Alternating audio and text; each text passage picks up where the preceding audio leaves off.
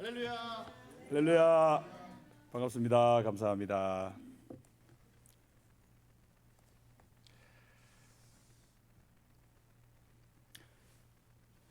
반갑습니다. 이경우 목사님의 부름을 받고 이 자리에 섰습니다. 우리 이 목사님하고는 이 재미고신 목사로 선후배 사이인데 누가 선배인지는 좀 궁금하시죠? 네, 안 물어보셔도 됩니다. 이 목사님하고는 우리 재미고신 총회에서 오래전에 만나가지고 지금까지 아주 좋은 교제를 나누어 오고 있습니다.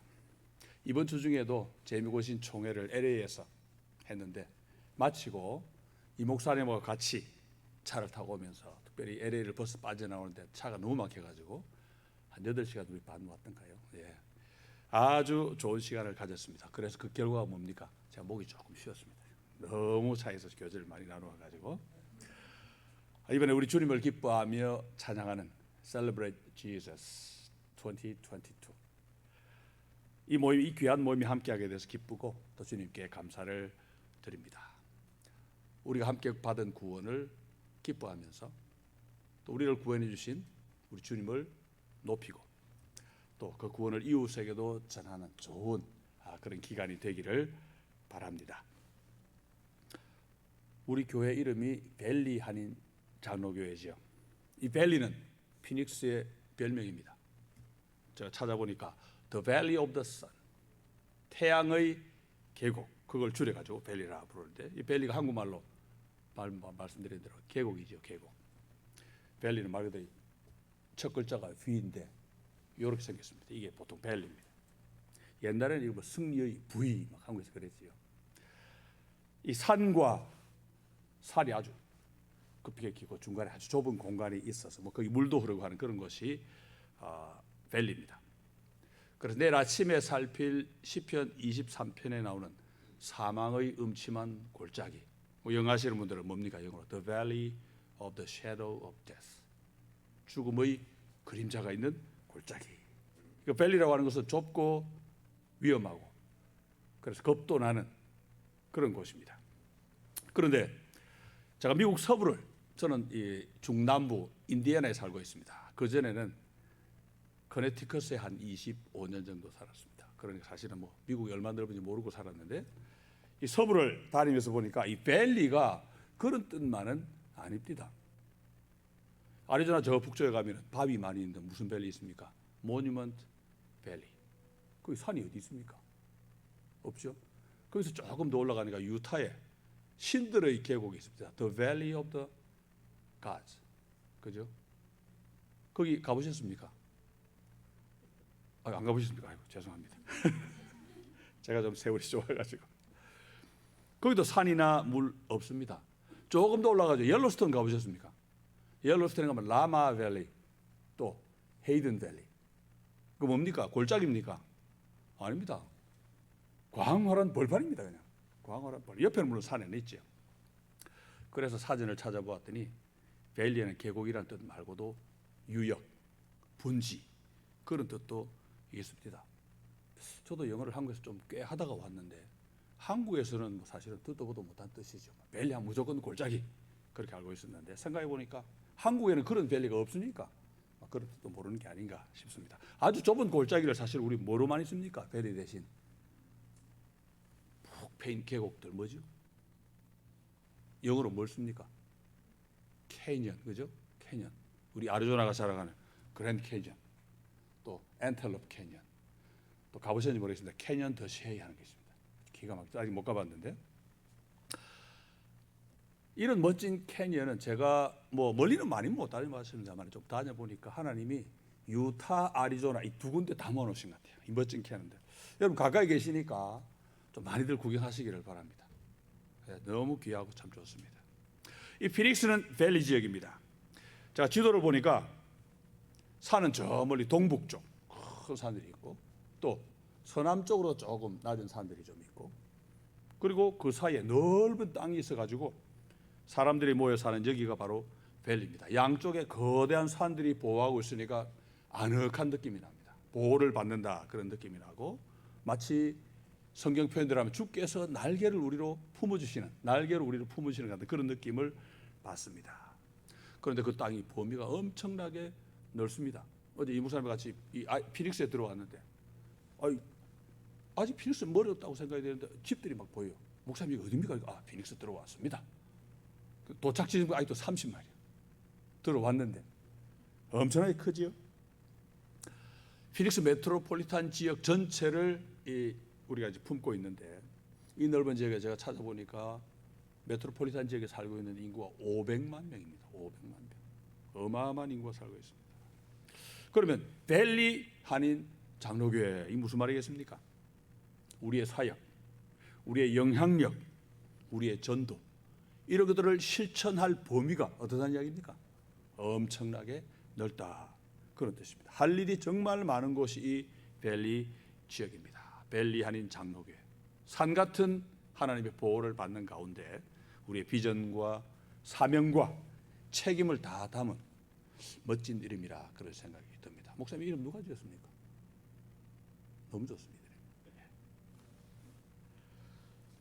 자, 이 벨리 지역에 조성된 거대한 도시 이름이 피닉스입니다. 조금 전까지 제가 지리 공부를 좀 하고 이제 역사 공부로 넘어갑니다. 이 피닉스는 어원이 헬라어로 포이닉스란 말입니다. 포이닉스. 근데 이 포이닉스란 말에는 아주 서로 다른 여러 가지 뜻이 있습니다. 영어로 피닉스 하면 무슨 새 이름이지요? 피닉스 무슨 새입니까? 불사조. 고대 이집트 신화에 나오는 새 이름입니다. 피닉스. 불에 타 죽어도 재에서 다시 살아난다 하는 그런 전설의 새인데, 그래서 보통 파멸을 극복하고 이겨낸 멋진 사람을 피닉스라고 부르기도 하고, 어쩌면 또는 남들보다 더 멋있는 그런 사람, 불세출의 인물 그런 사람을 가리켜 피닉스라고 부르기도 합니다. 두 번째로는 특정 인종을 가리키는데 페니키아 사람을 가리킵니다. 페니키아 말 많이 들어보셨죠? 페니키아. 고대 지중해를 주름 잡았던 페니키아를 가리키는데 그 페니키아 사람을 또 포이닉스라고 불렀습니다. 이 피닉스라는 말의 헬라어 어원이지요. 성경에도 나옵니다. 성경에 베니게라는 지명 보셨죠? 베니게. 그 베니게가 바로 페니키아란 말입니다. 같은 지역이지요. 또 성경에는 포이닉스라는 지명이 아예 나오기도 합니다. 이 지중해 어간에 그런 도시가 또 있기도 합니다. 여러분들 역사에서 고대 로마와 페니키아가 벌였던 3차에 걸쳐 벌였던 엄청난 전쟁에 대해서 한번 배워보실 텐데, 자, 이런 말씀드리면 아실까요? 포에니 전쟁을 들어보세요. 포에니 전쟁. 로마와 이 페니키아, 이 페니키아가 위치를 좀 옮겨서 카르타고가 돼가지고 카르타고에게 맞붙던 그런 전쟁인데, 이 전쟁에서 유명한 것이 소위 카르타고의 한니발 장군이 코끼리 부대를 몰고 가서 알프스를 건너서 이탈리아로 쳐들어간 그런 사건이 있었죠. 이 포에니가 바로 고대 페니키아를 가리키는 로마 말입니다. 로마 사람들은 페니키아 사람을 포에니라고 불렀습니다. 페니키아가 이 전쟁에서 지는 바람에 역사의 뒷전으로 완전히 사라졌습니다. 지금은 페니키아 흔적도 없습니다. 그리고 로마가 그 전쟁에 이기면서 지중해 패권을 장악해가지고 얼마 안 돼서 전 세계를 장악하는, 적어도 유럽을 완전히 장악하는 대제국으로 발전하게 되었습니다. 2000년도 더 된 이야기입니다. 그러니까 피닉스는 불사조 페니키아 사람. 하나가 더 있습니다. 뭐겠습니까? 제가 이 피닉스에 오니까 가로수로 이 나무를 많이 심어놨더라고요. 가로수. 이 피닉스에 많은 가로수가 뭐죠 보통? 높이 올라간 종려나무. 종려나무가 바로 헬라 원어로 피닉스입니다. 성경에 2번 나옵니다. 페니키아 지역에 이 나무가 많아가지고 이 나무를 피닉스라 불렀다 생각이 되는 것 같은데, 예수님이 예루살렘 성에 들어가실 때 사람들이 뭐 흔들었습니까? 종려나무 가지가 헬라 원어에 보면 포이닉스를 흔들었다 그렇게 되어 있습니다. 영어로 팜트리로 번역하죠. 왜 포이닉스를 흔들었습니까? 그 뭐의 상징입니까? 승리의 상징입니다. 주님이 승리의 입성을 하셨기 때문에 이제는 십자가에 달려서 마귀를 누르시고 우리를 구원하는 승리를 이루실 거기 때문에 종려나무 가지를 흔들었습니다. 그리고 요한계시록에 보면은 최후의 심판이 끝난 다음 천국에서 수많은 백성이 종려나무 가지를 흔들며 하나님을 찬양할 것이다 그렇게 말하고 있습니다. 수많은 백성이. 그런데 누굽니까? 여러분하고 저입니다. 우리 그리스도인, 하나님을 믿는 우리가 이제 천국에서 종려나무 가지를 흔들면서 하나님을 찬양할 것입니다. 피닉스에 와보니까 종려나무가 정말 많네요. 제가 사는 인디애나에서는 뭐 구경도 못하러 나옵니다. 뭐 그림에서나 보지. 여기는 지천으로 널렸습니다. 그러니까 여러분, 피닉스에 와 사시는 성도 여러분은 내가 바로 승리한 우리 주님의 백성이다. 내가 이제 머지않아 천국에서 피닉스를 흔들면서 하나님을 찬양할 사람이다. 그 정도는 아시면 좋겠습니다. 피닉스에서 살지도 않는 제가 연구 많이 했죠. 네, 원래 그렇습니다. 타지에서 온 사람이 원래 연구를 많이 합니다. 자, 지리 공부, 역사 공부는 이 정도로 마무리하고 이제 성경 본문으로 들어가 보겠습니다. 오늘 본문도 분량이 아까 우리 가지 교도가시 길죠? 예, 제가 설교 준비해도 엄청나게 오늘 깁니다. 근데 서론이 너무 또 길었습니다. 오늘은 집회라서 말씀이 긴데 여러분 다 예상하고 오셨죠? 뭐 각오하신 얼굴이네, 그죠? 각오하고 오셔야 됩니다. 예, 허리를 동여매고 긴장하시기를 바랍니다. 영어로 잔뜩 긴장하고 정신을 바짝 차린다 하는 그 뜻을 가진 낱말이 있는데 혹시 아십니까? 보통 잘 모르시더라고요. 제가 가르쳐 드릴까요? 한번 따라해 보십시다. Relax. 예. 자, 말씀이 길 거니까 여러분 모두 릴렉스 하시고 편안한 자세로 우리 함께 말씀에 귀를 기울이면 좋겠습니다. 자, 오늘 본문은 한 신앙인의 고백입니다. 신앙인도 보통 신앙인이 아니고 타의 모범이 되는 그 시대의 지도자였던 한 사람의 고백입니다. 본문 제목이 아삽의 시 그렇게 되어 있습니다. 읽지는 않았지만 성경책에 보면 그렇게 나와 있습니다. 이 아삽은 다윗 시대에 성전 예배를 책임지던 총책임자였습니다. 요즘으로 하면은 성가대장 겸 지휘자 뭐 그렇게 볼 수 있죠. 다윗 시대가 어떤 시대입니까? 하나님께 드리는 성전 예배가 최고의 수준에 이르고 최고의 격식을 갖추었던 그런 시대입니다. 복음성 가사에 그런 게 있죠. 또 주의 종 다윗의 때와 같이 뭡니까? 예배가 회복되네. 그때 예배가 최고였습니다. 절정기에 이르렀습니다. 예배가 가장 멋진 형식을 갖춘 만큼 그 예배 담당자도 당연히 최고의 신앙인, 최고의 실력자 그런 사람을 골라서 맡겼지요. 거기다가 다윗 당시에 이 예배는 하나님으로부터 선별된 지파, 무슨 지파입니까? 레위 지파 사람만 맡을 수 있었습니다. 성가대 아무나 못 들어갑니다. 레위 지파라야만 들어갑니다. 그 중에서 총대장이 이 아삽 같은 그런 사람입니다. 대표자고 지도자였습니다. 그런데 이 아삽이 들려주는 이야기를 보니까 자기가 하마터면 시험에 들 뻔했다 그렇게 말합니다. 잘 가다가 한순간 삐끗했는데 그 시험을 잘 이겨내고 다시금 믿음에 서게 되었다는 그런 고백을 성령의 감동을 받은 시편으로 만들어서 우리에게 들려주고 있습니다. 이런 시편을 보면 한편으로 어이쿠 그런 생각이 납니다. 어이쿠, 야 이런 훌륭한 신앙인이 어쩌다가 이런 위기를 겪었을까 그런 생각이 들지요. 그런데 반대 한편 또 다른 한편으로는 위로가 좀 됩니다. 우리 학교 다닐 때 우리를 가장 즐겁게 하는 게 뭡니까? 선생님들이 실수할 때 선생님 완벽한 줄 알았더니 선생님도 막 꽈당 넘어지기도 하고 실수도 하고 합니다. 근데 학생들 좋아합니다. 와, 선생님도 우리하고 똑같은 인간이구나 그걸 느끼는 거지. 마찬가지로 이 위대한 신앙의 선배가 시험에 들 뻔했다 그런 이야기를 읽으면은 나 같으면 우리도 시험 많이 들잖아요. 휘청휘청 하잖아요. 너무 그렇게 비관할 필요는 없겠구나 그런 생각 좀 듭니다. 우리 같이 불렀죠. 복음송. 좋으신 하나님. 같이 한번 더 부를까요? 좋으신 하나님, 좋으신 하나님, 참 좋으신 나의 하나님. 우리 영어로도 한번 불러야 되잖아요. 우리 찬양하신 분 영어로 너무 은혜가 오늘 찬양해 주셔서 감사한데 God is so good.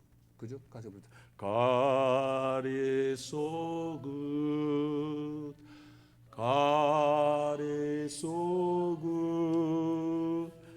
God is so good. He is so good to me. 이 찬송가가 어디서 나오겠습니까? 바로 오늘 본문 1절에 있습니다. 한번 볼까요? 1절이 뭡니까? 하나님이 참으로 이스라엘 중 마음이 정결한 자에게 선을 행하시나. 여기 좋으신 하나님 어디 나옵니까?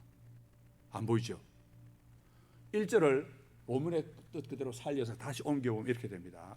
하나님은 이스라엘에게, 즉 마음이 깨끗한 이들에게 정말 좋으신데. 영어 번역 보면 전부 God is so 또는 truly God is good 그런 겁니다. 우리말 번역에는 선을 행하시나 그랬는데 선을 행한다고 그러니까 뜻이 전혀 통하지 않습니다. 원문에는 뭘 하신다 그런 뜻이 아니고 그냥 좋으시다, God is good 그런 말로 되어 있습니다. 그런데 원문을 보면요, 그렇게 좋으시다는 말이 이 시 가장 앞에 나옵니다. 진짜로 좋으시구나. 그러고 나면 하나님은 이스라엘에게 마음이 정결한 자들에게 이렇게 순서가 되어 있습니다. 처음 감탄을 합니다. 정말로 하나님은 좋으시구나. 이스라엘에게 하나님 마음이 깨끗한 이들에게 그렇게 되어 있죠. 정말 좋으시구나. 진짜 좋으시구나. 참 좋으신 우리 하나님. 이번 집회 주제지. 참 좋으시구나. 73편 1절입니다. 자, 이스라엘은 하나님의 백성을 가리키는 표현이죠. 다 잘 아시죠? 하나님은 당신의 백성에게 참 좋으신 분입니다. 우리말 좋다는 말 저는 너무 좋아요. 이 말이 너무 좋아. 좋다는 게 뭡니까? 제가 경남 함양에서 태어나서 부산에서 자랐습니다. 그래서 경상도 냄새가 아주 강한데 경상 사람들은 니는 가가 와 좋노? 물어보죠. 그럼 어떻게 대답합니까? 마 좋다. 마 좋다. 참 명답이라고 생각하는데 이 좋다는 건 뭐냐? 무조건 잘해준다는 겁니다. 하나님이 우리에게 좋으신 분이다 이 말은 하나님이 그냥 우리를 위해서 존재하는 분 같다 그런 뜻이 되죠. 부모가 자식에게 바로 그런 사람입니다. 부모는 자식에게 좋은 존재입니다. 항상 잘해주고 늘 사랑해주고 이해해주고 받아주고 그걸 보통 사랑이라고 부르죠. 사랑. 누군가를 사랑하게 됩니다. 그러면 그 사람에게 나는 그냥 좋은 사람이 되고 싶은 거예요. 모든 좋은 걸 다 해주고 잘해주고 무조건 잘해주고 무조건 이해해주고 무조건 도와주고 다 주고 싶고 상대에게 유익이 된다면 뭐든 하고 싶은 그게 사랑입니다. 그러므로 내가 그 사람에게 좋은 사람이 되는 거지요. 심지어 나 자신까지 희생하고 싶어지 이게 좋은 겁니다. 하나님이 바로 우리에게 이스라엘에게 또 마음이 정결한 자들 바로 그런 분이다 하고 이야기를 합니다. 왜? 하나님은 우리를 사랑하시기 때문이죠. 하나님 우리를 얼마나 사랑하십니까? 요한복음 3장 16절 어느 정도까지 독생자를 아끼지 않고 내어주실 정도로 우리를 사랑하십니다. 다 주시는 거죠 정말. 그런데 하나님의 백성을 이스라엘이라 불러놓고 곧이어 또 다른 말을 또 사용합니다. 이 히브리어 시는 특징이 있는데 비슷한 말을 두 번 반복하는 경향이 있습니다. 그래서 이스라엘에게 해놓고 이스라엘이 누구냐? 마음이 정결한 자에게 이렇게 또 설명을 합니다. 마음이 깨끗한 이들에게. 이스라엘이 누구냐 하면 하나님의 택함을 받은 백성이지요. 그와 동시에 마음이 깨끗한 정결한 사람들입니다. 우리 이 점을 혼동하면 안 됩니다. 많은 사람들이 하나님의 백성이 되었다는 것하고 깨끗하게 올바르게 사는 것하고 갈라놓습니다. 그러면 안 됩니다. 같은 것이라 해야 됩니다. 핏줄, 연줄, 친분 아무 소용없습니다. 예수님하고 같이 식사해도요. 예수님이 난 널 모른다 그러실 거예요. 왜요? 하나님 뜻대로 순종하지 않으면 예수님과 같이 밥 먹어도 소용없습니다. 마음이 깨끗한 사람이 바로 하나님의 백성 이스라엘입니다. 이스라엘이 뭡니까? 이스라엘을 말하자면 우리의 법적 신분입니다. 하나님의 백성. 그와 동시에 깨끗한 마음 그리고 깨끗한 양심, 올바른 인격과 삶은 우리 성도가 실제로 갖추어야 할 모습입니다. 두 가지가 같이 가야 되겠죠. 하나님은 이스라엘에게 곧 마음이 깨끗한 이들에게 참 좋으신 분이다. 이게 본문의 주제고 또 오늘과 내일 모레 집회의 또 주제입니다. 자, 우리 아까 지리 공부, 역사 공부, 또 다른 공부 들어갑니다. 제가 문과이과를 왔다 갔다 합니다 원래. 자, 시의 주제가 시의 첫 구절에 나왔습니다. 정말 좋으시구나 우리 하나님은. 주제가 제일 먼저 나왔지요. 글을 쓸 때 주제를 가장 먼저 말하는 방식을 무슨 식 혹시 한계단 배우셨습니까? 주제를 가장 먼저 이야기하는 방식.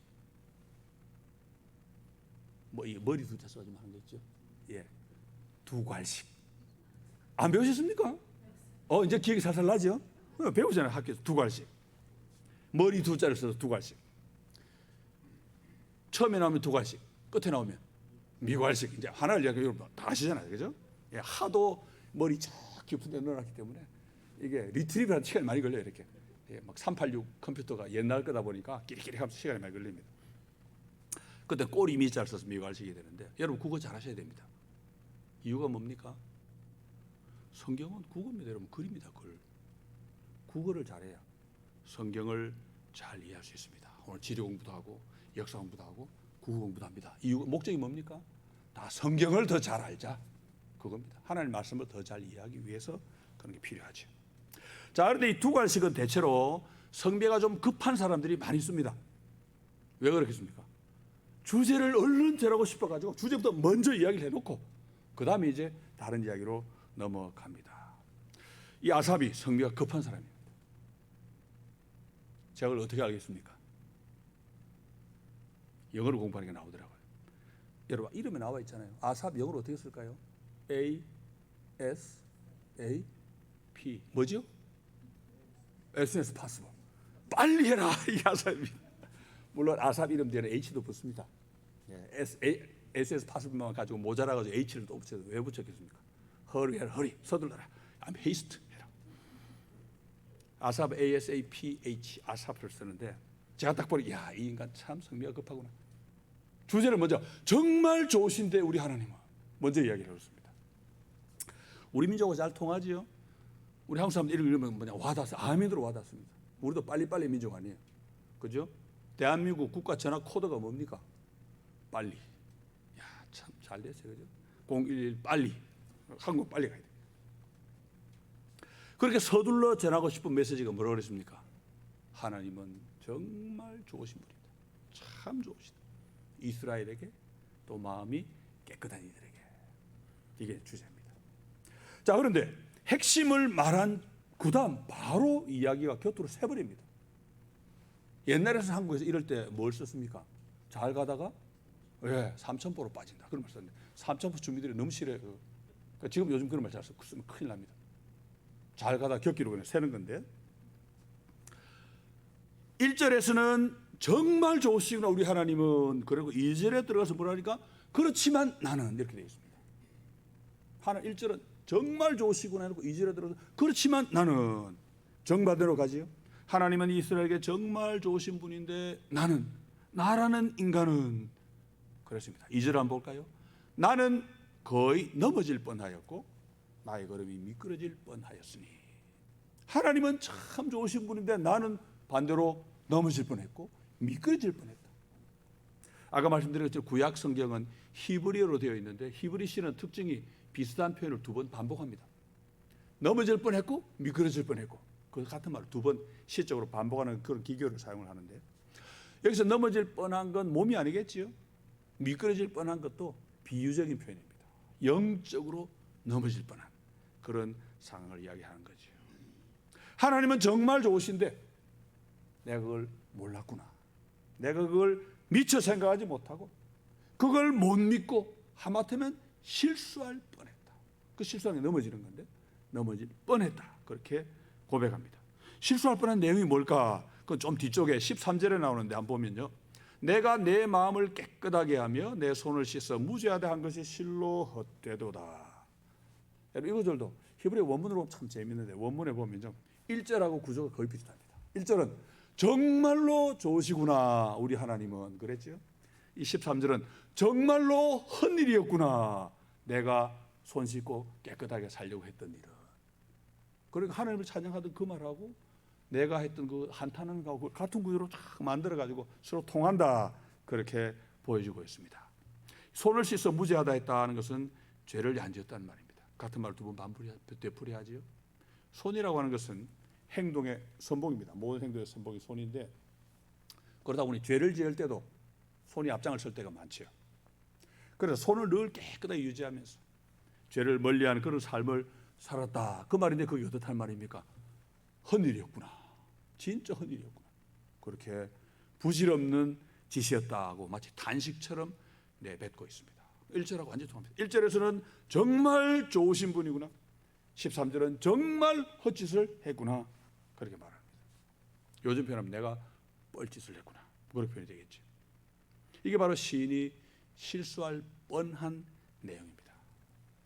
마음을 깨끗하게 한 일이 쓸데없는 짓이었구나 하고 생각한 그게 바로 하마터면 넘어질 뻔한 바로 그 일이었다. 그런 말이지요. 시적인 기교를 통해서 그걸 강조하고 있습니다. 하나님은 마음이 깨끗한 일에 정말 좋으신 분인데 나는 그것도 모르고 내가 이렇게 하려고 했던 게 정말 헛된 일이었구나. 그렇게 생각할 뻔했으니까 실수도 정말 보통 실수가 아니지요. 그러면 시인은 자기의 삶을 어떻게 정결하게 깨끗하게 살려고 노력했겠습니까? 그 본문에 다 나옵니다. 14절에 보면 힌트가 나오지요. 나는 종일 재난을 당하며 아침마다 징벌을 받았도다. 이게 무슨 말이겠습니까? 재난을 당한다. 징벌을 받았다. 누구한테요? 하나님한테입니다. 재난을 당한다 이 말은 원문은 두들겨 맞는다. 괴로움을 당한다. 그런 뜻입니다. 하나님한테 얻어맞았단 말입니다. 언제요? 종일 하루 종일 하나님한테 두들겨 맞았다. 징벌을 받는다는 말도 똑같지요.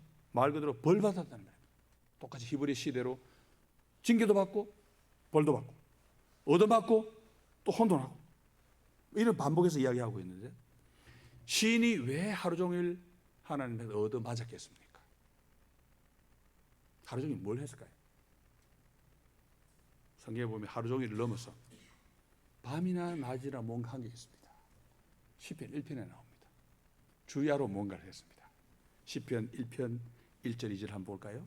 여러분 잘 아시는 구절입니다. 복 있는 사람은 악인들의 꾀를 좇지 따르지 아니하며 죄인들의 길에 서지 아니하며 오만한 자들의 자리에 앉지 아니하고 오직 여호와의 율법을 즐거워하여 그 율법을 주야로 묵상하는도다. 이걸 원문 분위기를 맞춰서 다시 본다면 이렇게 됩니다. 복되구나. 야, 참 좋구나. 뭐가요?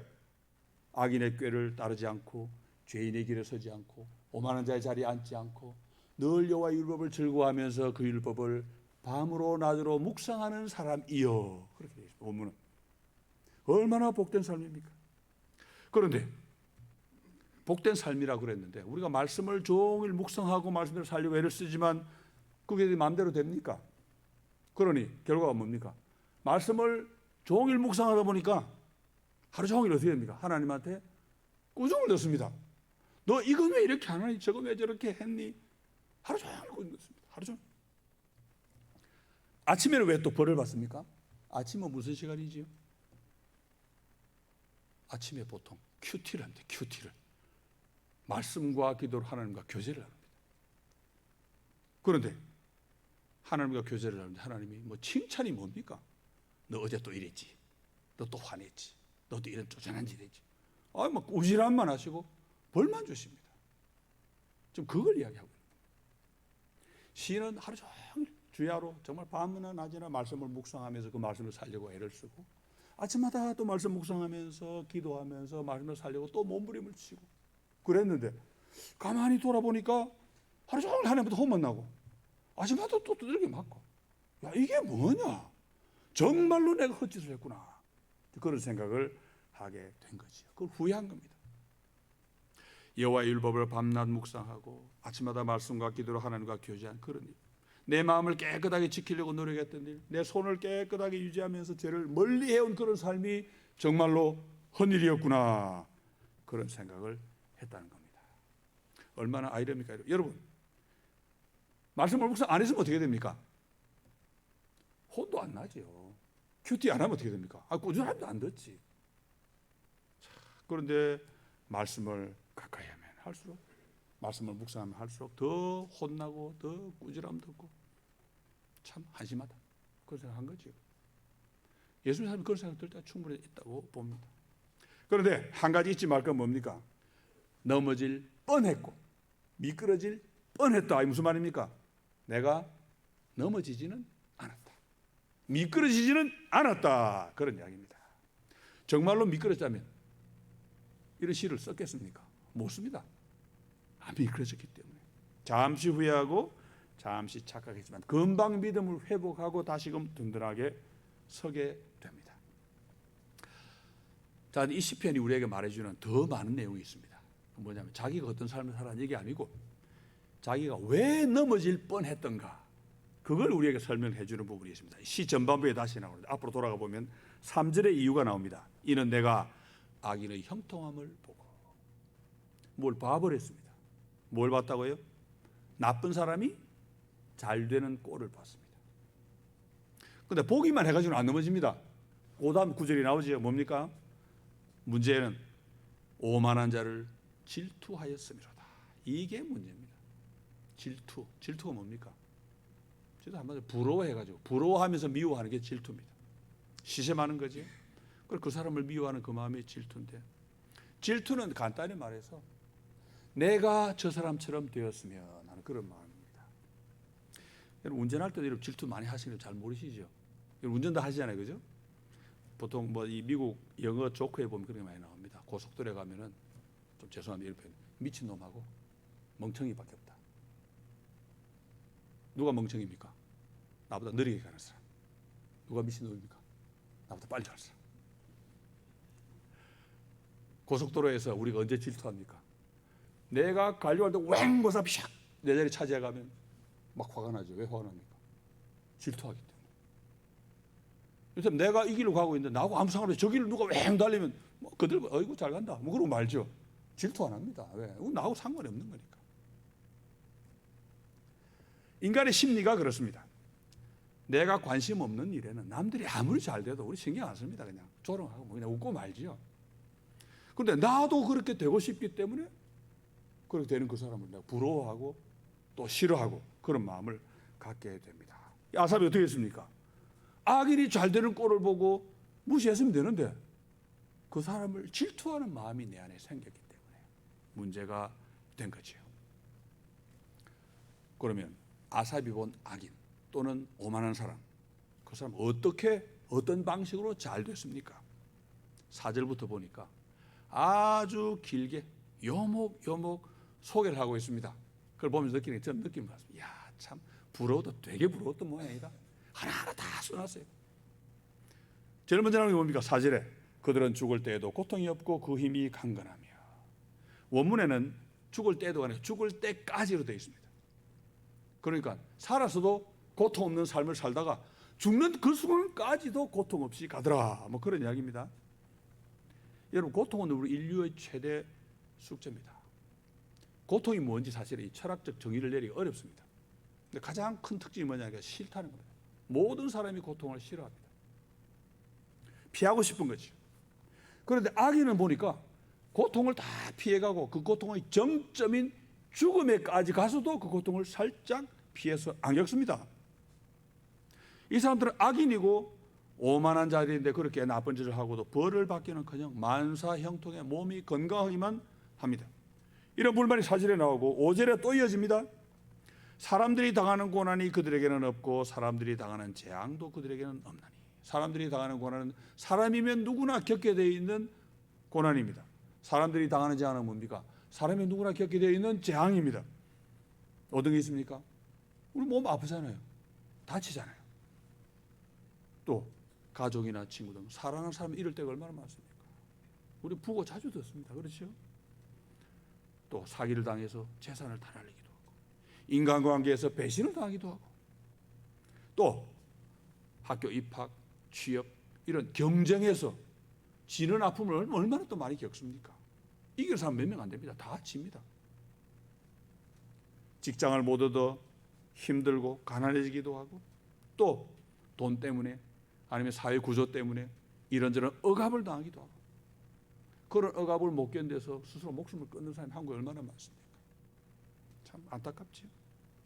억울하게 모함을 당해서 고난 겪기도 하고 뭐 이런 거 말해요. 한도 끝도 없습니다. 너무너무 많습니다. 그런데 나쁜 사람들을 보니까 그런 걸 안 겪습니다. 인간이면 다 겪는 그런 보편적인 고난까지도 피해가는 것 같더라. 이게 이제 아삽이 관찰한 모습입니다. 뭐 악인이라고 정말로 안 겪겠습니까? 악인도 뭐 죽을 사람 죽고 하지요 다. 다만 질투심에 사로잡힌 내 눈으로 보니까 고통은 내가 다 겪고 저 사람들은 하나도 안 겪는 것처럼 그렇게 보였다는 거지. 그런데 시인의 불평을 보면은 고통을 안 겪는 그런 소극적인 차원으로 끝나지 않습니다. 적극적인 차원으로 또 갑니다. 뭡니까? 사는 형편을 보니까 아니 나하고도 비교가 안 됩니다. 7절 볼까요? 한 절 건너서 거기 보니까 살찜으로 그들의 눈이 솟아나며 그들의 소득은 마음의 소원보다 많으며, 한마디로 잘 먹고 잘 삽니다. 몸에는 기름기가 흐릅니다. 눈에는 빛이 나고. 요즘 뭐 살을 빼려고 다 난립니다만 옛날에는 먹을 게 없어가지고 살찐 게 부자의 상징입니다. 나는 이만큼 많이 먹고 이만큼 쪘다. 부자의 상징입니다. 몸이 건강하다 이제 잘 먹었어. 누구나 평생 건강하게 살고 싶어 하는데 아사히 보니까 악인들이 그렇게 떵떵거리며 잘 살더라 그런 이야기죠. 거기다 그 다음 뒷부분 보세요.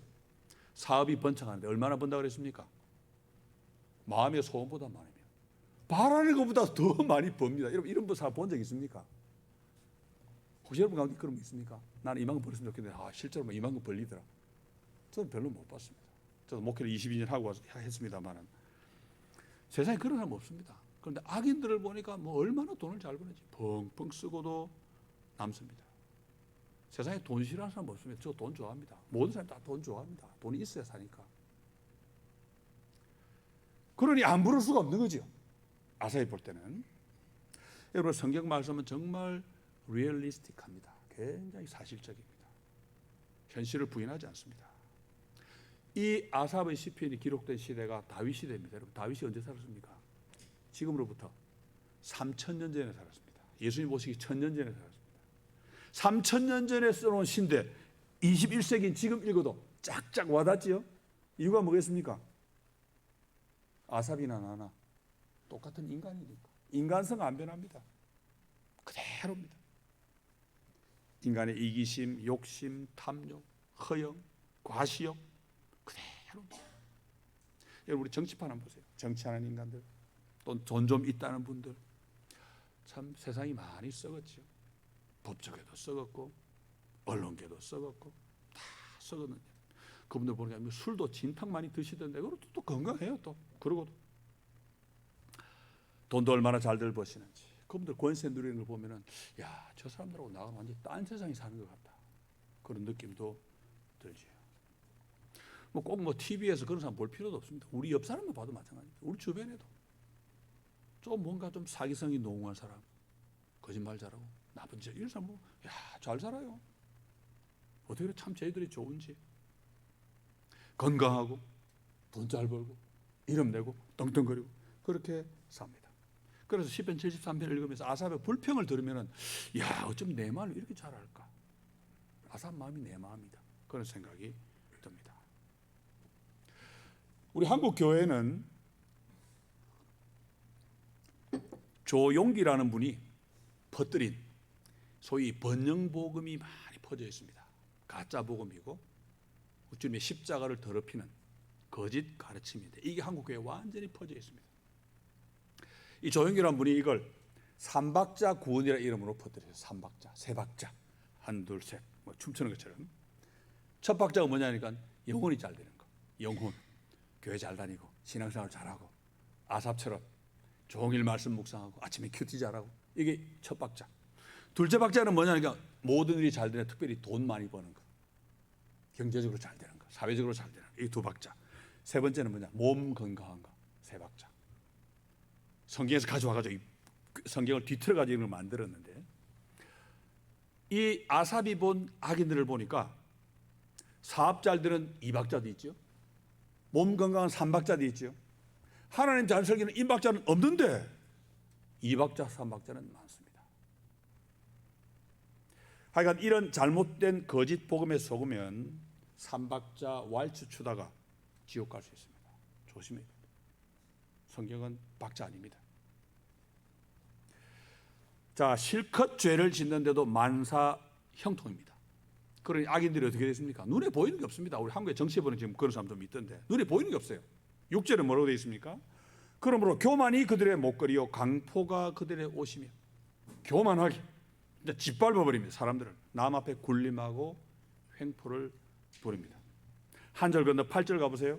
그들은 능욕하며 악하게 말하며 높은 데서 거만하게 말하며 비웃고 욕하고 남 겁주기를 밥 먹더라 합니다. 9절에 또 계속되죠. 그들의 입은 하늘에 두고 그들의 혀는 땅에 두루 다니도다.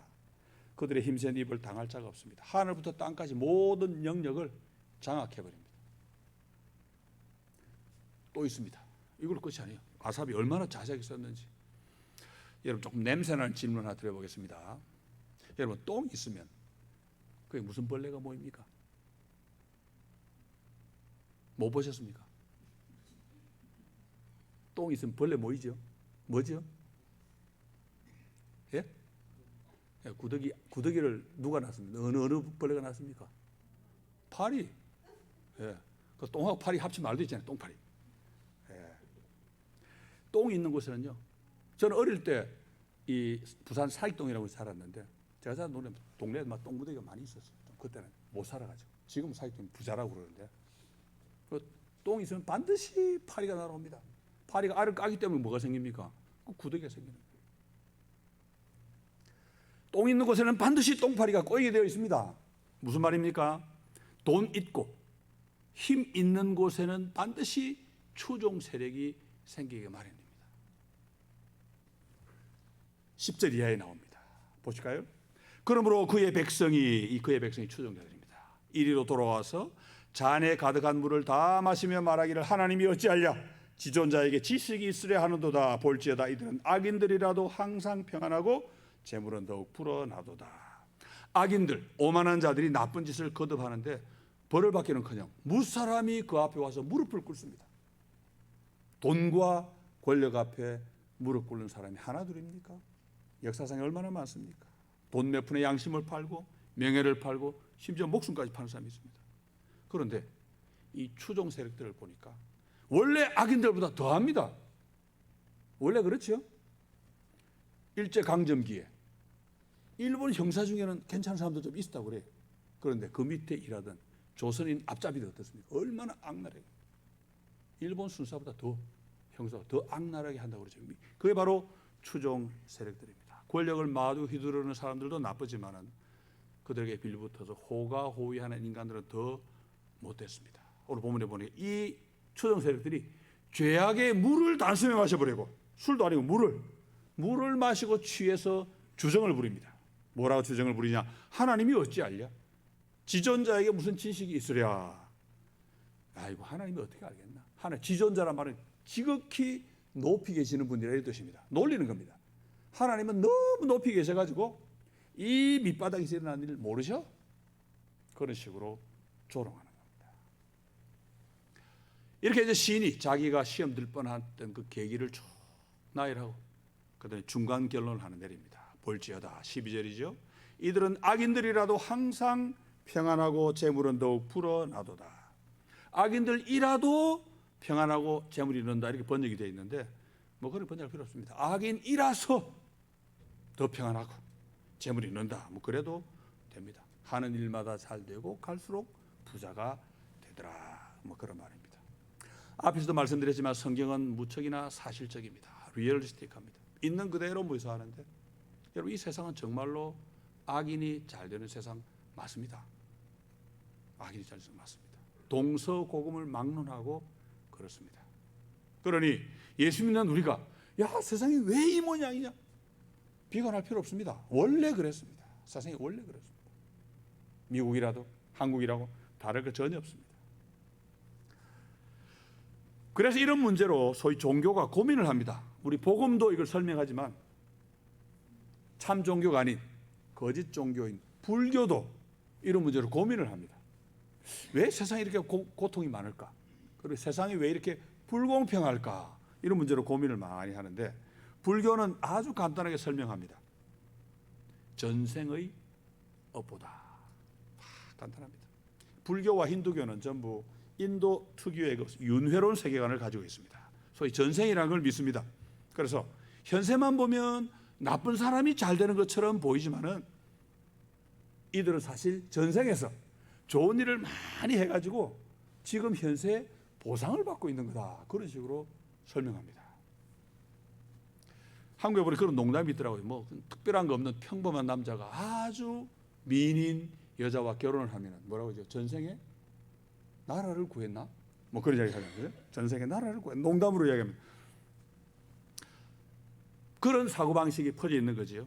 부모 잘 만나서, 아니면 소위 그들의 표현으로 재수가 좋아서, 아니면 불법 편법을 써서라도 이 땅에서 성공하고 떵떵거리고 높은 자리에 올라가고 돈 많이 벌고 그렇게 하는 것은 결국 전생에서 좋은 일을 많이 했기 때문에 주어진 결과다. 이것이 불교의 설명입니다. 참 기막히죠? 기가 막히는데, 기가 막힌다는 뜻이 두 가지가 있잖아요.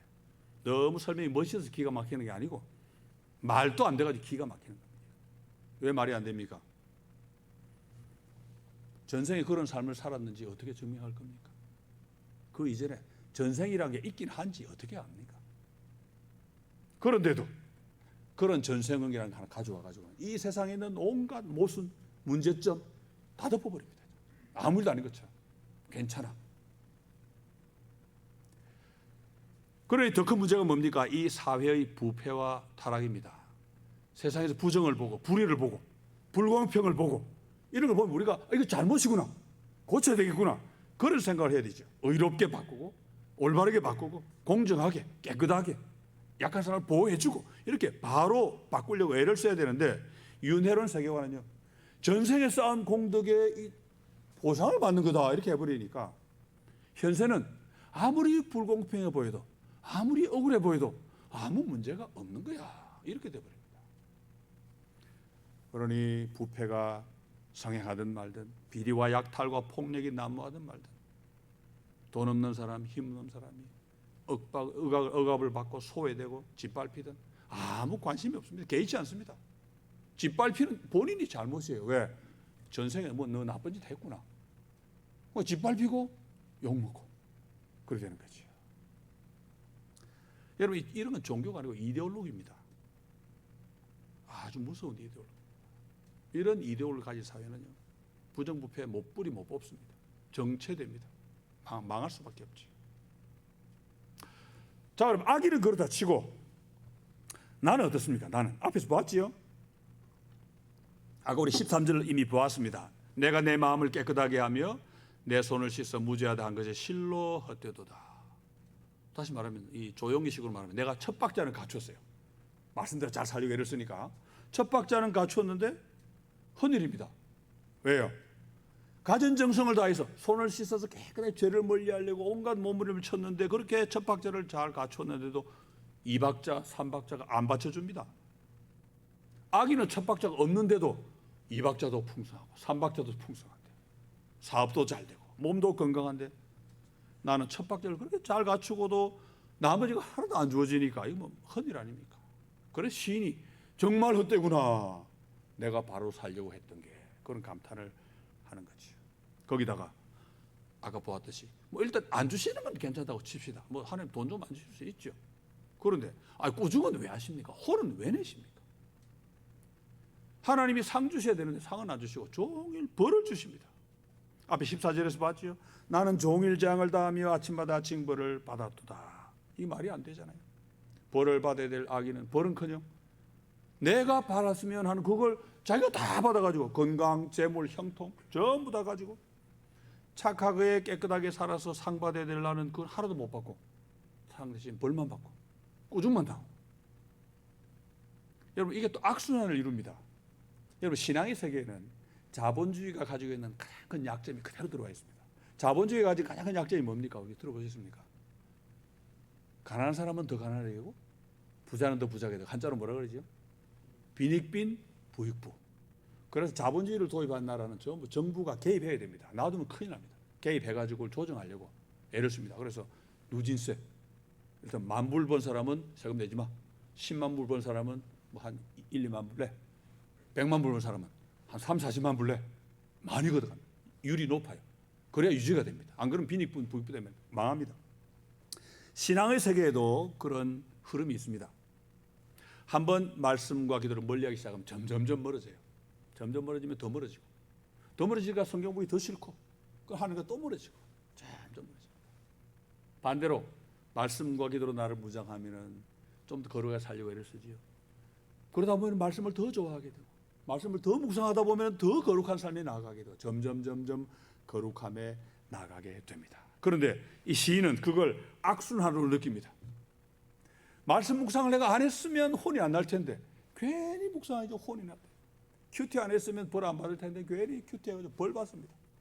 그걸 지금 여기서 토로하고 있는 거지. 이럴 거면은 말씀 묵상하는 기도는 왜 합니까? 아니, 세상에 악이 있다는 거 이해할 수 있고 착하게 사는 나한테 하나님 돈 좀 안 주시는 거 이해할 수 있는데 이렇게 혼을 내시는 것까지는 도대체가 납득이 안 된다. 이게 이제 시인의 불만입니다. 여러분 불신자들은요 아무 고민 없습니다. 불신자들 세상이 어떻게 돌아가든지 뭐 악한 자들이 승승장구해도 뭐 자기 표현대로 재수가 좋아 그렇지 뭐 세상이라는 게 그렇지 그러고 넘어가면 됩니다. 근데 우리는 안 됩니다. 그거 왜요? 우리 하나님 믿잖아요. 우리가 믿는 하나님은 어떤 분입니까? 우리를 사랑하셔서 독생자까지 주실 만큼 사랑이 넘치는 분이고 또 공의 하나님입니다. 마지막 날 심판하셔서 영원한 생명과 영원한 벌을 딱 나눠주실 공의 하나님입니다. 그렇죠?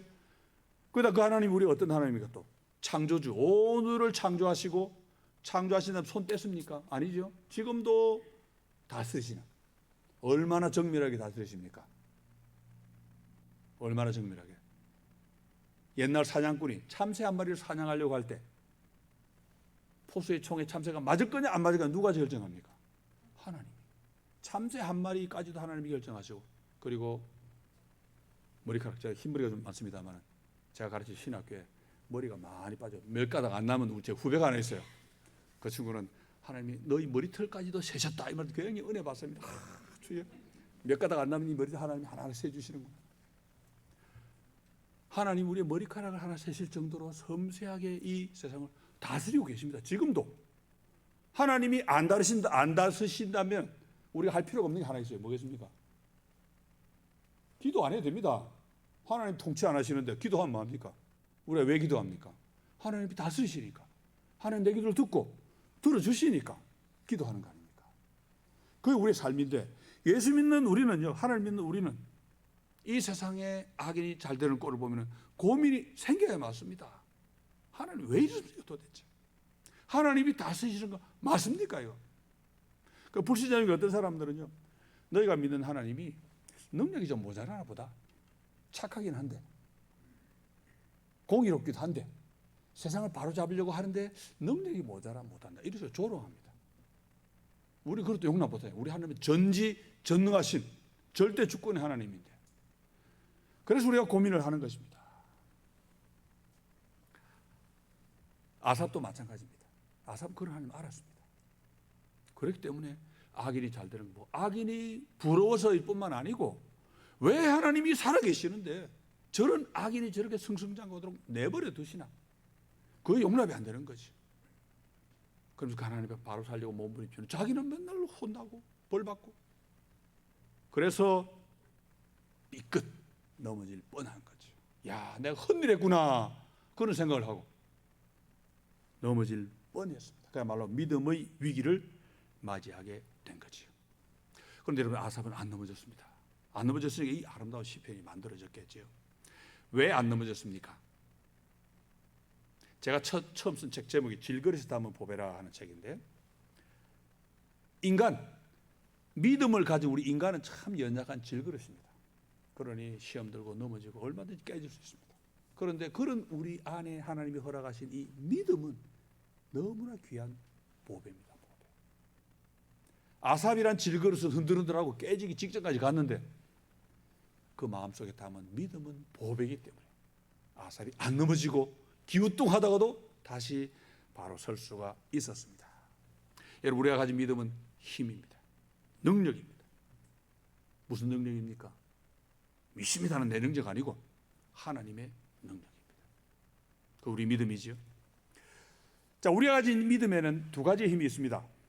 이 두 가지를 지금 시인이 고백해주고 있는데 첫째로는 안 넘어지게 붙잡아주는 힘입니다.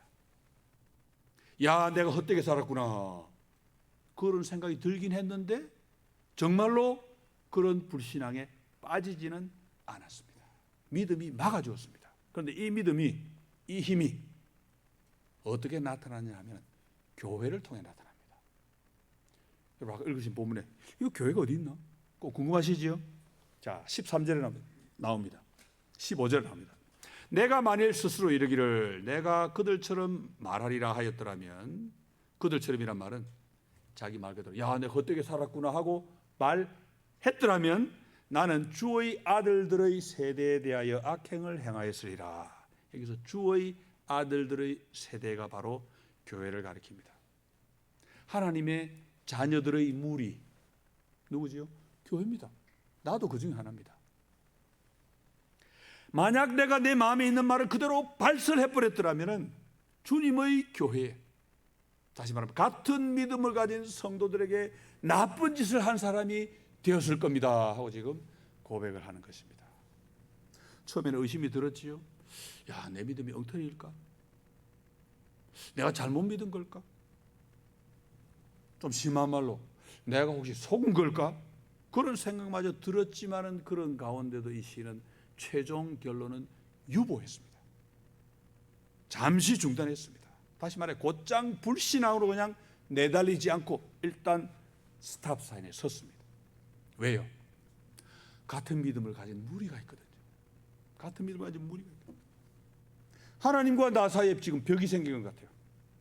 기도를 하는데 막 거대한 콘크리트 벽이 막고 있어서, 콘크리트 벽부터 좋은 게 제가 아치 국립공원에 갔더니 막 어마어마한 이 샌드스톤 막 벽이, 바위가 어마어마하게 그 벽을 봐 선 것처럼 그런 느낌을 받았겠지. 하나님과 나 사이에 벽이 생긴 것 같았는데 그걸 말은 못했습니다. 그 답답함을 감히 입으로 내지는, 입 밖으로 내지는 못했습니다. 왜요? 다른 사람들 보니까 지금까지 나와 함께 삶을 바쳤는데, 같은 믿음을 갖고 지금까지 지내왔는데 어떻게 그들 앞에서 가볍게 내가 입을 놀리겠습니까? 나 혼자 잠시 힘들다고 어떻게 난 안 할래? 그렇게 말해버리겠습니까? 지금 우리 같이 지내는 세월이 얼마인데, 같이 나눈 삶이 얼마인데. 그래서 답답하지만 일단 참아보자. 교회를 생각하고 잠시 참은 그게 힘이 되었습니다. 답답하고 괴롭고 혼란스러웠지만 끝까지 발설하지 않고 참은 그것이 바로 넘어지지 않은 일이죠. 안 넘어졌습니다. 여러분, 더 나아가기 전에 여러분 자신 어떻게 느끼고 계시는지 한번 생각해 보시면 좋겠습니다. 여러분, 이 교회는요, 여러분 한 사람 한 사람을, 우리 하나하나를 든든하게 받쳐주는 방벽 역할을 하고 있습니다. 여러분, 교회가 얼마나 중요하고 얼마나 소중한지 아셔야 됩니다. 대부분 교회들이 몰라요. 모릅니다. 다 답답하죠. 여러분 주위 한번 돌아보세요. 한번 쭉 돌아보세요. 옆에 앉은 성도들. 여러분 이 성도들과 길고 짧은 얘기 많이 나누셨지요? 대화 많이 나눕니다. 같이 성경 공부도 하고, 같이 예배도 드리고, 같이 놀기도 하고, 뭐 같이 골프도 치고, 같이 뭐 바자회 준비도 하고 여러 가지 많이 했을 겁니다. 주고받은 짧은 대화, 성도들과 주고받는 간단한 사랑의 교제. 너 필요한 거? 그거 필요해? 내가 갖다 줄게. 그리고 도움 주고받은 간단한 거, 복잡한 거 필요 없어요. 간단한 거. 반찬 한 가지 도와주는 거, 물 한 컵 주는 거. 이 아리조나를 보니까 더운 물은 주면 안 되겠더라고요. 찬물, 냉수 한 컵 주는 거. 제가 사는 동네는 이 더운 물이 더 좋아요. 예. 여러분 이런 거 하나하나가 얼마나 소중한 것인지 아셔야 됩니다. 성도들끼리 나누는 너무나 평범한 대화. 교회 가자. 왜 안 왔어? 뭐 어디 아파? 여러분 얼마나 쉬운 이야기입니까, 그죠? 이거 한마디 한마디가 얼마나 소중한 한마디인지 아셔야 됩니다. 무슨 일이 있어? 뭐 필요한 거 있어? 여러분 이 작은 한마디 한마디가 우리 자신을 붙들어주는 힘이 됩니다. 이게 바로 교회입니다. 작은 약속도 있고, 어떨 때는요, 내가 먼저 말하면 집사님 보기 민망한 마음도 있어. 그 마음도 너무 귀한 마음입니다, 여러분. 체면, 부끄러움, 고마움, 반가움. 이 모든 우리 교회 생활하는 우리 마음의 삶의 요소 하나하나가 다 우리 자신을 붙잡아주는 교회의 힘입니다. 그런데 많은 분들이요, 교회가 평화롭고 좋을 때는 모릅니다. 그거. 내가 교회로부터 얼마나 큰 혜택을 받고 있는지 느끼지를 못합니다. 그러다가 언제 깨닫습니까? 교회가 와장창하면 깨닫습니다. 왜요? 그때는 못 봤거든요. 그때부터는 느끼기 시작합니다. 이제 지금까지 잘 봤던 거 못 받으니까 느끼기 시작합니다. 그래서 항상 한 발 넣습니다. 감탄이 나오는데 항상 감탄사는 아차, 아차. 한 발 늦을 때 하는 게 아차지요. 야, 지금까지 교회가 참 좋았구나. 지금까지 교회가 나에게 정말 큰 힘이 되었구나 하고 깨닫는데 깨닫는 그 순간 이미 늦었지요. 그 교회는 빠방 하고 끝나버리는데 어떻게. 그래서 한국에서 유행했던 참 옳은 말이 하나 있습니다. 뭡니까? 있을 때 잘해. 있을 때 잘해. 여러분, 귀한 교회에 내가 속해 있다. 이거 잊지 마셔야 됩니다. 이 교회가 지금 든든한 방백이 되고 있다는 것을 미리미리 아시고 감사하셔야 됩니다. 있을 때 잘하시기 바랍니다. 자, 이게 첫째 힘. 교회가 있어서 안 넘어졌습니다. 자, 두 번째 힘이 나옵니다. 두 번째 힘은 뭡니까? 안 넘어지고 기우뚱하고 있으면 안 되잖아요. 이제는 어떻게 됩니까? 바로 서야 됩니다. 다시. 바로 세워지는 이 힘이 두 번째입니다. 첫째 힘은 넘어지지 않게 붙잡아주는 소극적인 힘입니다. 둘째 힘은 뭡니까? 이걸 다시 이렇게 해서 똑바로 서게 해주는 적극적인 힘입니다. 그 힘은 어디서 왔느냐? 새로운 깨달음에서 왔습니다. 그런데 새롭다 그래도 사실은 알고 있던 내용입니다. 그런데 희미하게만 알고 있던 그것을 새롭게 분명하게 다시 깨닫게 되었습니다. 자, 16, 17절 보겠습니다. 내가 어쩌면 이를 알까 하여 생각한즉 그것이 내게 심한 고통이 되었더니 하나님의 성소에 들어갈 때야 그들의 종말을 내가 깨달았나이다. 이 깨달음은 관점의 변화에서 온 것입니다. 쉽게 말하면 사람을 보던 눈을 돌려서 이제는 누구를? 하나님을 바라보게 된 것입니다. 지금까지 사람을 봤습니다. 어떤 사람 봤습니까? 본문에 시편 이 기자가 이야기하지요. 처음에 본 사람이 누구지요? 나쁜 짓 하고 잘 되는 인간들 내가 봤고, 그다음 또 뭡니까? 착하게 살고 맨날 혼만 나는 나를 봤습니다. 사람밖에 못 봤습니다.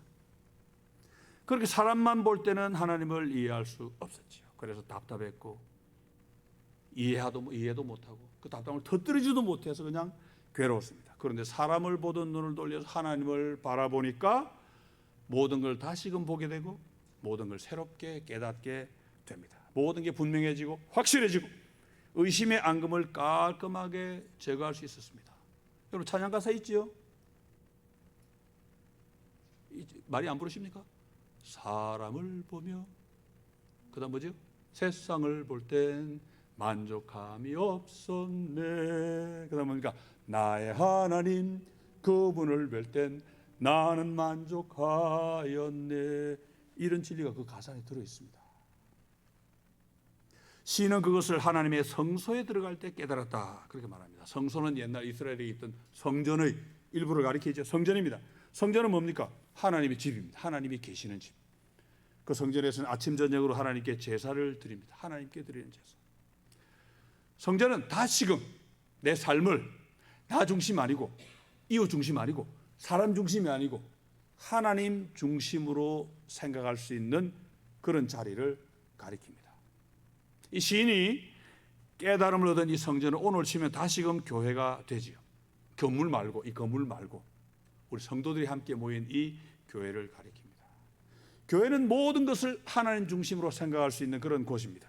사람만 바라보던 우리가 하나님을 바라보게 되는 자리가 바로 교회지요. 왜? 교회는 말씀이 있습니다. 말씀은 목사 말이 아닙니다. 목사님 말씀이 아닙니다. 하나님 말씀입니다. 또 교회는 뭐가 있습니까? 예배가 있지요.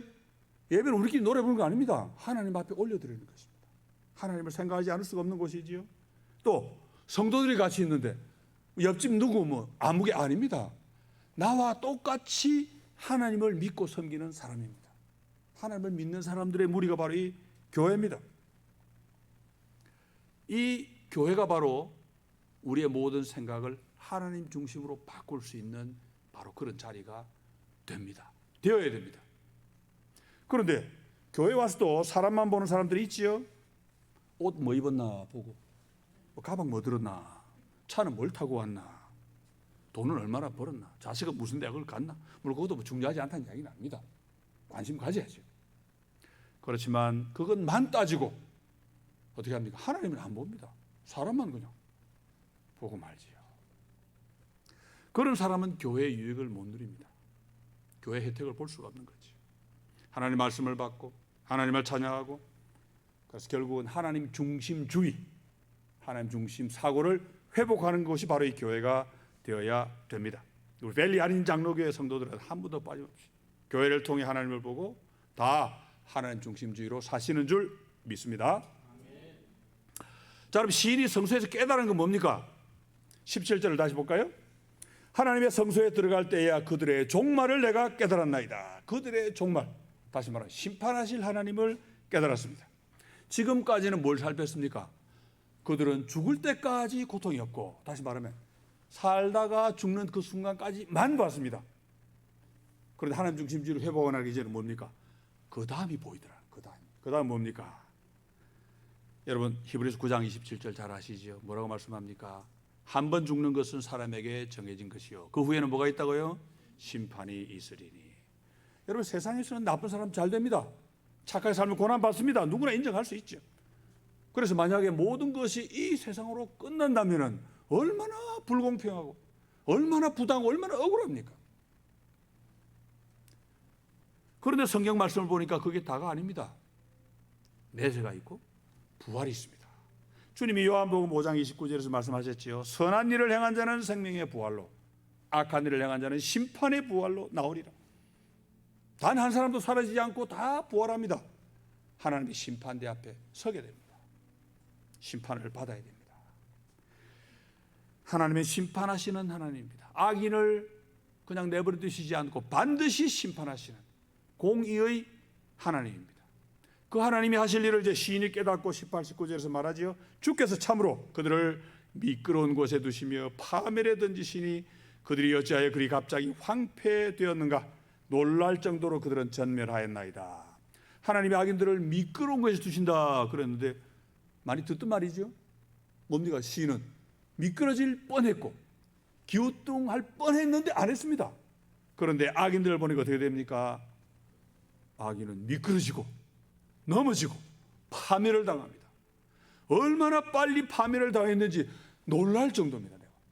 시인은 그렇게 고백합니다. 처음 볼 때는 너무나 든든하게 서 있는 것 같고 추정력도 많고 그랬는데 한순간 미끄덩하더니 파멸에 확 빠져버립니다. 하나님이 심판을 행하시니까 한순간 모든 게 끝나버립니다. 그러면 그렇게 될 악인들이 지금은 왜 잘 되고 있습니까? 시인은 아주 멋진 시적인 표현을 쓰지요. 20절에 보니까 하나님이 잠시 주무신다. 주여, 사람이 깬 후에는 꿈을 무시함 같이 주께서 깨신 후에는 그들의 형상을 멸시하시리이다. 인간의 넘치는 죄악을 하나님이 잠시 참아주십니다. 여러분 가끔 그런 생각 안 하십니까? 하나님 우리 주님 빨리 오셔가지고 세상을 그냥 확 심판해버리고 모든 걸 바로잡으시면 참 좋겠다. 왜 주님 왜 이리 빨리 안 오십니까? 여러분 하나님이 왜 우리 주님 왜 아직도 안 오시고 이렇게 시간이 더디 갑니까? 주님의 재림이 늦어지는 이유가 뭡니까? 딱 하나입니다. 성경에 나옵니다. 딱 하나. 하나님이 자비와 긍휼이 너무 많아서 그렇습니다. 지금 심판하시면 끝입니다. 그걸로. 근데 하나님은 한 명이라도 더 회개하고 돌아오기를 기다리시기 때문에 심판을 늦추시는 겁니다. 자비와 긍휼이 풍성해서. 그러니까 주님 아직 안 오셨다. 이거 뭡니까? 우리의 사명이지요. 한 명이라도 얼른 전도해서 믿고 구원받게 만든 우리의 책임을 이야기하는 것입니다. 지금은 하나님이 잠시 주무시는 것 같습니다. 근데 금방 깨실 겁니다. 하나님이 깨시는 순간 모든 게 끝나버립니다. 심판을 행하실 것입니다. 하나님이 주무시는 동안은 그런데 모든 것이 잠시 연기가 되지요. 악인을 향한 심판도 연기되지만 착하게 사는 나에게 상 주시는 것도 연기가 됩니다.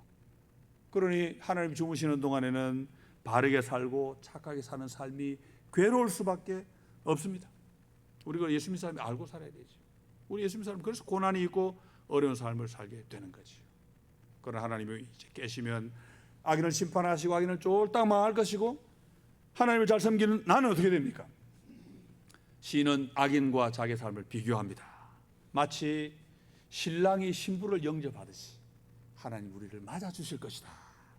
24절에 보세요. 주의 교훈으로 나를 인도하시고 후에는 영광으로 나를 영접하시리니. 깨달음을 얻고 나서 보니까 눈에 비늘이 벗겨집니다. 말씀대로 사는 거 괴로웠습니다. 말씀 묵상할 때마다 꾸중 듣고 힘들었지요. 말씀을 주일날 묵상하며 살면서도 야, 복 있는 사람, 그렇게 사는 게 복 있는 사람이라고 그래. 이게 무슨 복 있는 삶인가? 그런 생각도 들었습니다. 그런데 알고 보니까 내가 혼나고 꾸중 듣고 한 그게 하나님이 나를 붙잡아 주신 것이었구나. 그걸 깨닫습니다. 23절에 보니까 내가 항상 주와 함께하니 주께서 내 오른손을 붙드셨나이다. 하나님이 잡아주시는 손이 내 오른손입니다. 그럼 하나님은 어느 손으로 나를 붙들으실까요? 오른손, 왼손 어디겠습니까? 내 오른손을 잡아주시려면 하나님 내 왼쪽에 계시면 오른쪽에 계시면 왼손을 잡아주셔야 돼가지고 하나님도 오른손을 잡아주십니다. 어떻게 됩니까 그러면? 악수합니까 둘이가? 아니죠. 미켈란젤로 최후의 심판 그림에 보면 비슷한 게 나오는데 하나님이 구름 위에서 오른손으로 밑에 있는 나의 오른손을 탁 건져 올려주시는 거예요. 구원해 주시는 거예요. 하나님 나를. 멋있는 그림. 미켈란젤로 천재입니다 여러분. 혼났지요? 뭘로 혼났습니까? 말씀으로 혼났습니다. 주야로 묵상하다가 말씀으로 혼나고 아침에 큐티하다가 또 말씀으로 혼나고. 근데 그 말씀이 알고 보니까 뭡니까? 하나님의 손이고 하나님의 돌보심입니다. 내일 아침에도 살펴보겠습니다만 시편 23편에 나오는 다윗이 경험한 주의 지팡이와 막대기가 나를 안위하시나이다. 목자가 가진 지팡이와 막대기는 어디에 씁니까? 양 때리는 데 씁니다. 언제? 잘못 나가면 쳐서 바로 가게 만드는 데 쓰기. 지팡이와 막대기입니다. 그게 하나님의 말씀입니다. 시인이 그걸 경험한 거예요. 지금까지는 맡기면 아프죠. 아이고 하나님 왜 자꾸 때리십니까 이거? 하나님 왜 때리십니까?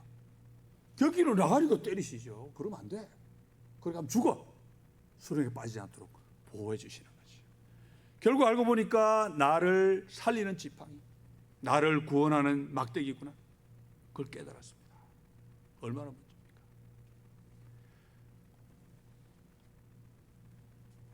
이제 시인은 드디어 깨닫습니다. 야, 이렇게 고마울 때가 있나? 근데 고맙기만 합니까?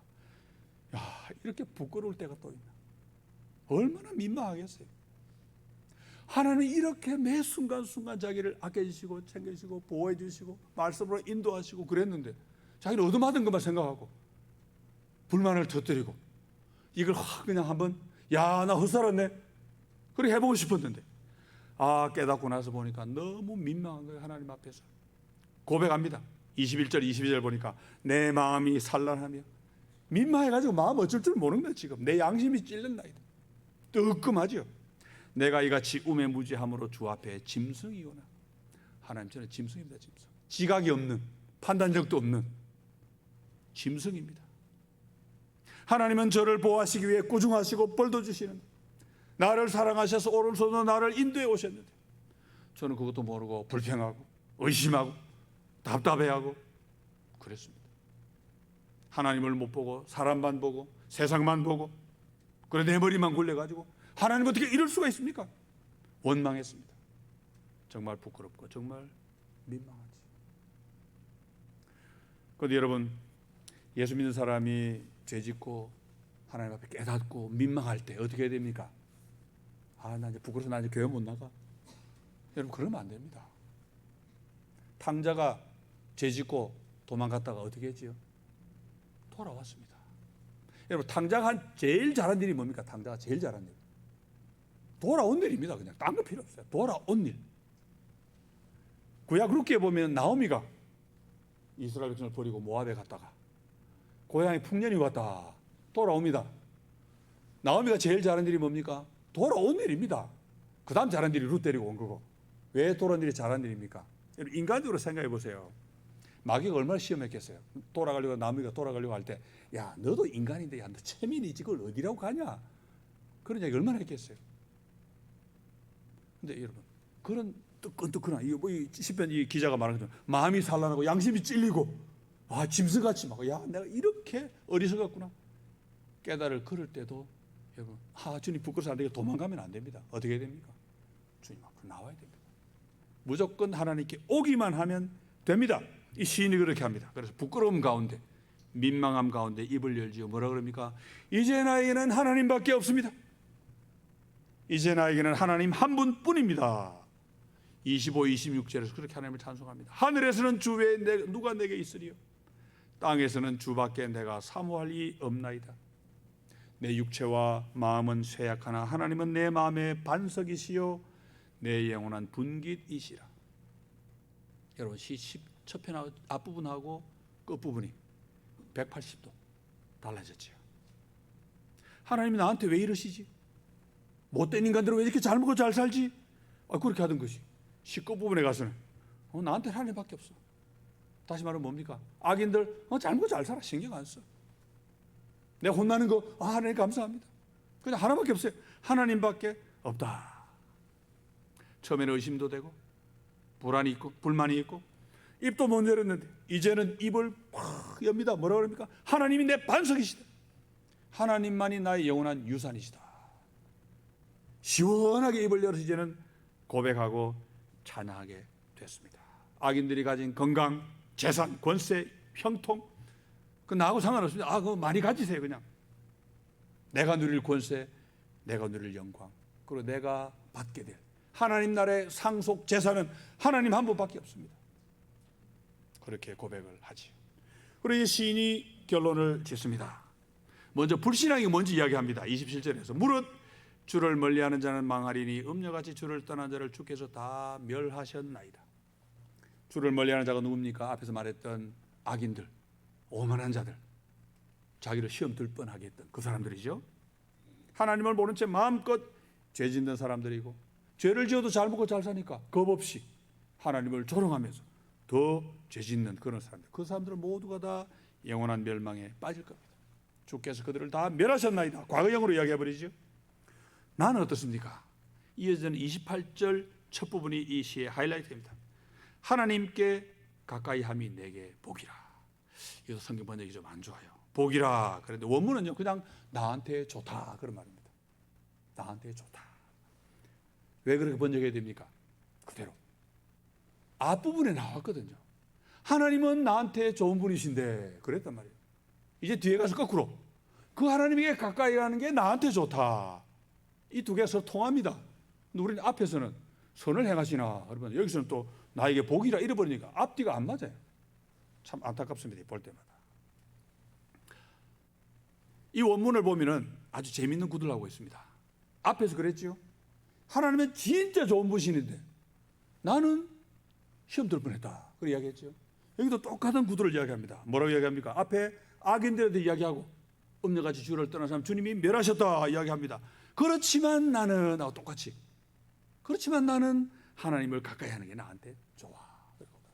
앞에서도 대조했죠. 하나님은 정말 좋으신데 나는 모르고 시험 들 뻔했는데 이제 거꾸로 악인들은 이렇게 망할 거지만 하지만 나는 하나님이 좋아. 하나님께 가까이 하는 게 좋아. 그렇게 표현을 하고 있습니다. 첫 부분하고 이어지지요. 첫 부분이 뭐였습니까? 하나님은 정말 선하고 좋으신 분인데 나는 미끈할 뻔했다. 마지막에 똑같은 표현을 또 씁니다.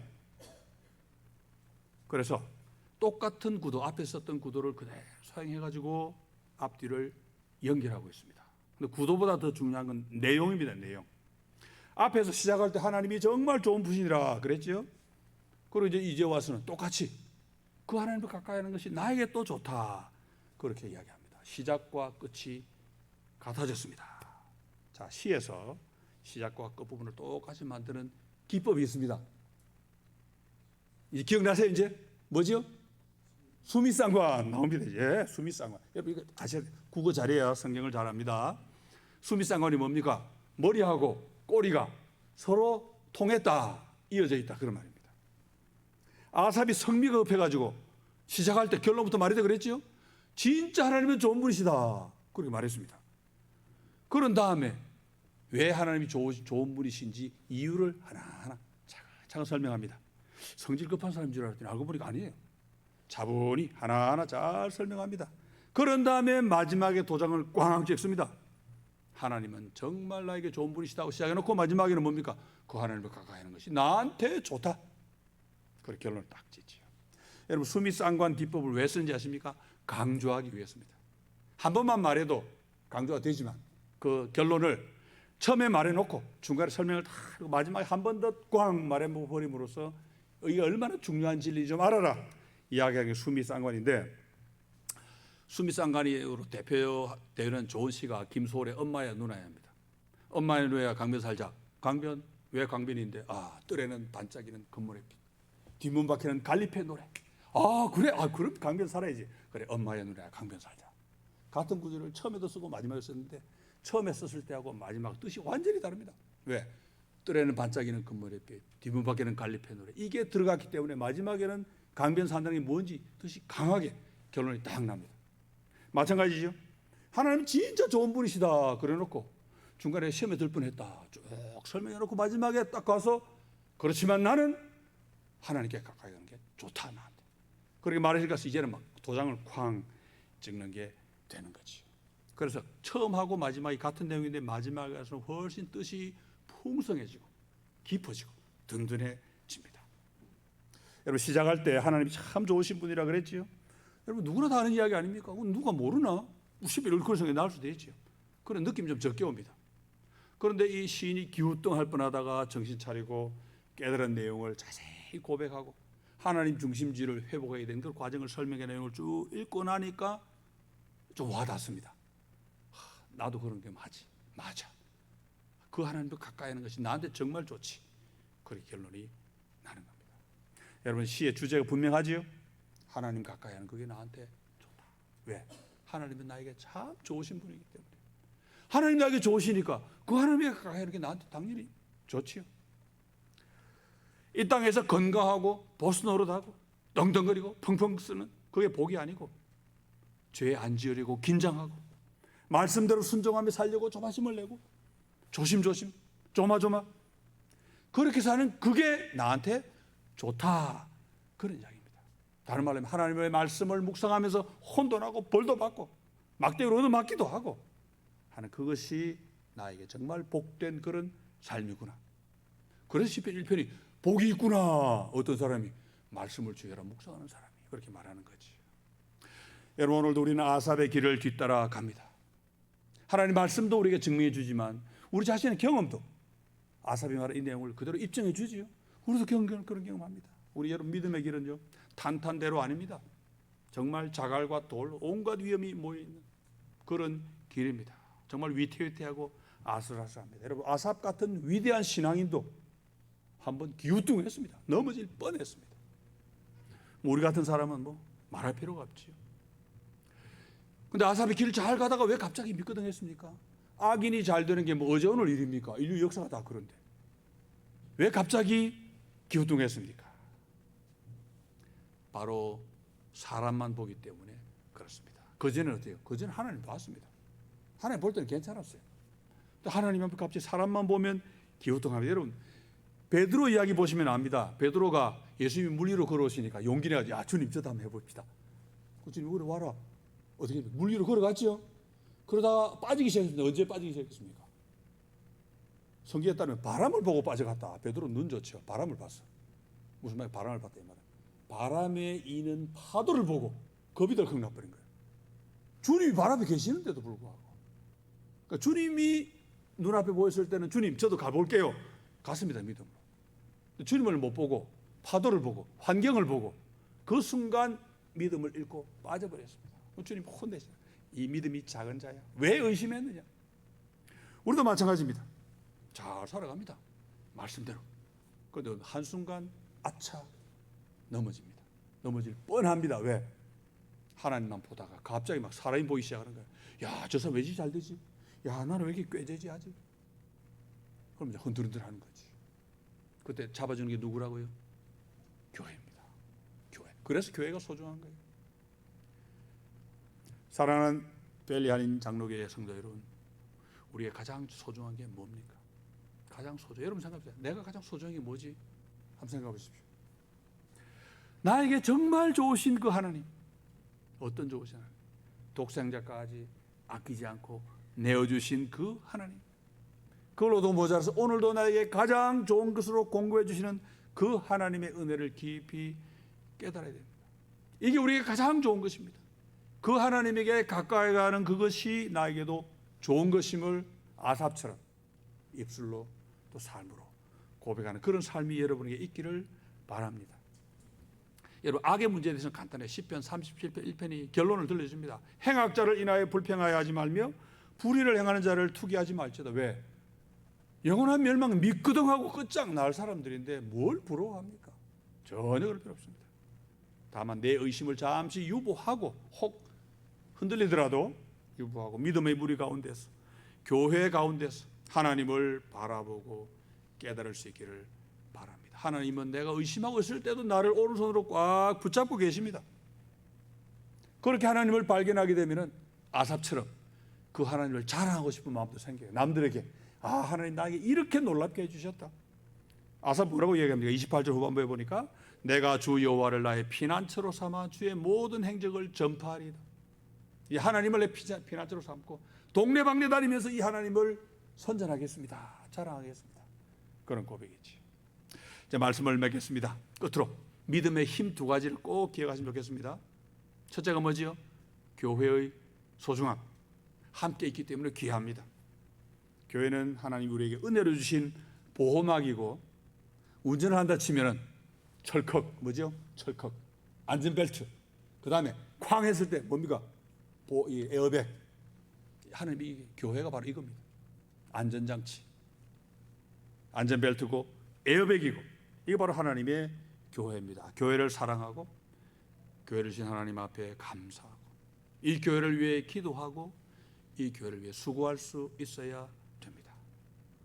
두 번째로는 하나님 다시 일으켜 주시는데 뭘로 일으켜 주십니까? 말씀으로, 하나님 중심주의로. 핵심은 우리를 독생자까지 아끼지 않고 사랑하신 하나님의 그 사랑. 그 말씀은 또 어디에서 옵니까? 교회에서 오지요. 마치 오늘 설교가 교회 광고처럼 됐습니다만 그만큼 우리 교회가 소중하다는 거죠. 여러분, 우리가 힘든 삶을 살면서 우리 다 성공 바라지요.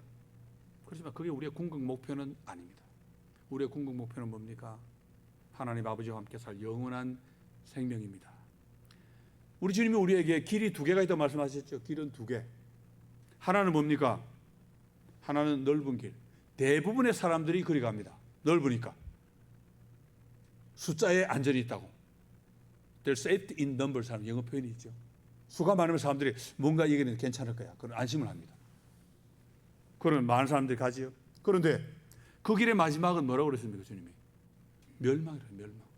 멸망, 죽습니다. 졸지에 영혼이 망하는 길. 본문에 나와 있는 악인의 길, 오만한 자의 길입니다. 믿음의 길은 좁은 길입니다. 들어가는 문도 좁고 걸어가는 길도 좁습니다. 시편 기자의 편에 보면 시편 84편에 따르면 눈물 골짜기입니다. 골짜기, 힘든 거, 라마벨리 같은 그런 골짜기 말고, 이 피니스 같은 벨리 말고 진짜 눈물 골짜기를 걸어가는 그런 길입니다. 그러나 말로 다 할 수 없는 보배 예수 그리스도를 주셨기 때문에, 그 사랑을 우리가 알기 때문에 힘들어도 막 비뚱비뚱 뒤뚱뒤뚱 막 위태위태하지만 이 길을 그래도 갑니다. 안 넘어지고. 왜? 하나님이 잡아주시니까. 화도 나지요. 때로는 아프기도 합니다. 우리도 인간인데 아삽 같은 시험 우리도 들 수 있죠. 눈물도 납니다. 그렇지만 하나님이 머지않아 나를 영접해 주실 것입니다. 그래서 오늘도 우리가 기쁨 가운데 이 길을 걸어갑니다. 여러분, 믿음의 길은 순종의 길입니다.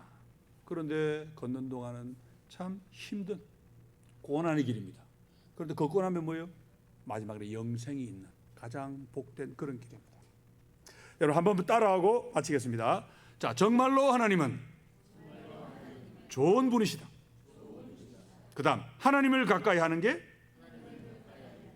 나한테 좋다. 아멘입니까? 아멘. 제가 한번 기도하고 마치겠습니다. 하나님 아버지,